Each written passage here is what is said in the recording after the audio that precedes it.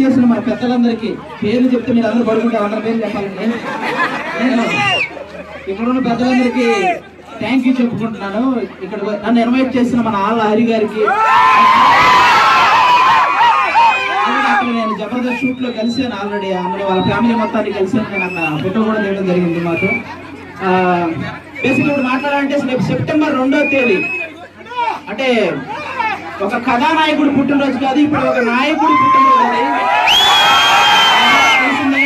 కానీ ఆయన ఉద్దేశం ఏంటంటే, పవన్ కళ్యాణ్ గారి ఉద్దేశం, నాకు వేడుకలు జరుపుకోవటం ఇష్టం లేదు, కేరళలో చాలా మంది సహాయం కోసం వేడుకుంటున్నారు, వాళ్ళకి సహాయం చేయండి అని చెప్పారు ఆయన.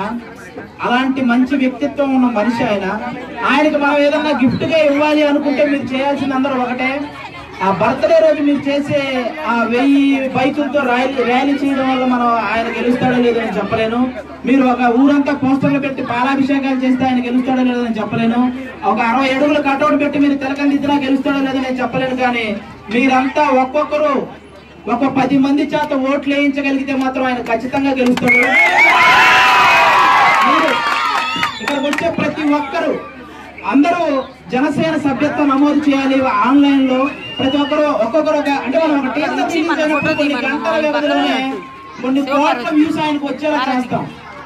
అలాగే ఇప్పుడు రాజకీయాలు ఆయనకి మనం చేయాల్సింది ఏంటంటే, ఓట్ల రూపంలో కొన్ని కోట్ల ఓట్లు ఆయనకి పడేలాగా మనం చేయాలంటే మీరు అందరూ సహకరించాలి. దానికి మీరు వేరే వాళ్ళకు ఓటేస్తే గ్యాస్ ట్రబుల్ వస్తుంది, ఈయనకు ఓటేస్తే ఫ్రీగా గ్యాస్ సిలిండర్.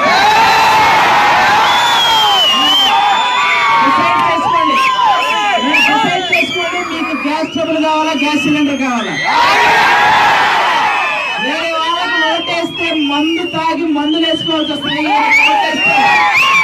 మందు తాగే అవసరం ఉండదు, మీరు మందులు వేసుకోవాల్సిన అవసరం కూడా ఉండదు. ఎందుకంటే తెలుసు కదా, ఏసీలో ఉండాల్సిన వ్యక్తి ఎక్కడ సమస్య ఉంటే అక్కడ ఉంటున్నాడు. మీకు తన కంటికి బాగలేకపోయినా కూడా జన సైనికులందరినీ కూడా కంటికి రెప్పలా కాపాడుకుంటూ వస్తున్నాడు. కొన్ని కోట్లు సంపాదించాల్సిన వ్యక్తి కవాతులు అని చెప్పి మీ మధ్యలో తిరుగుతున్నాడు. మరి అలాంటి వ్యక్తిని గెలిపించుకోకపోతే ఇక మీ ఇష్టం. ఎందుకంటే గెలిపిస్తే మీరు అందరూ గెలుస్తారు, ఆయన గెలవకపోతే మీరు ఎప్పుడూ ఆలోచించుకుంటూనే ఉంటారు ఏం జరుగుతుంది అని. కాబట్టి ఆయన గెలిపించుకునే బాధ్యత మీ చేతిలోనే ఉంది. ప్రతి ఒక్కరూ ఆ ఓట్లకు మాత్రం సహకరించండి. ఎందుకంటే మీరు ఇప్పుడే ఆయన ఏ పదవిలో లేకుండానే మీరు చాలా సమస్యల గురించి వినుంటారు. మన ఉద్దాన సమస్య అయినా, ఫాతిమా కాలేజీ విద్యార్థుల సమస్య అయినా, చేనేత సమస్య అయినా, రాజధాని భూముల సమస్య అయినా, ఇలా అన్ని సమస్యలు ఆయన పదవిలో లేకుండానే చేయగలిగాడు అంటే ఒక్కసారి పదవిలోకి వస్తే ఎలా ఉంటుందో ఒకసారి ఊహించుకోండి మీరంతా చాలు. బేసిక్ గా ఆయనకు సిద్ధాంతం ఒకటి ఉంటది, సంపాదించుకుంటే మహా అయితే మేడల్లో ఉంటాం, కానీ మీ ప్రేమించడం ఒకసారి స్టార్ట్ చేస్తే మీ మనసులో ఉంటాం అనేది ఆయన ఎప్పుడు మనందరినీ ప్రేమిస్తూ ఉంటాడు. ఆయనకు ప్రేమగా మీరు ఏమిస్తారనేది మీకు తెలుసు, అది మీరు ఇవ్వాలి ఖచ్చితంగా. ఇక మీకు చాలా కావాల్సిన, మనకి రాష్ట్రానికి కావాల్సినవి చాలా ఉన్నాయి.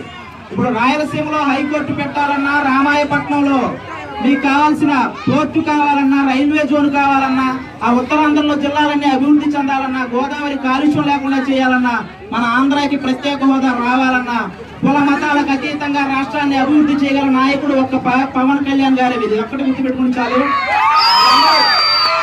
కాబట్టి ఆయనకు ఓటేస్తారని, ఆయన్ని గెలిపిస్తారని ఖచ్చితంగా కోరుకుంటున్నాను. థ్యాంక్ యూ సో మచ్ అండి నాకు ఈ అవకాశం ఇచ్చారు. లేదంటే ఓ కామెంట్ చేయండి. ఎప్పటికప్పుడు మా వీడియోస్ చూడాలంటే సబ్స్క్రైబ్ చేసుకోండి.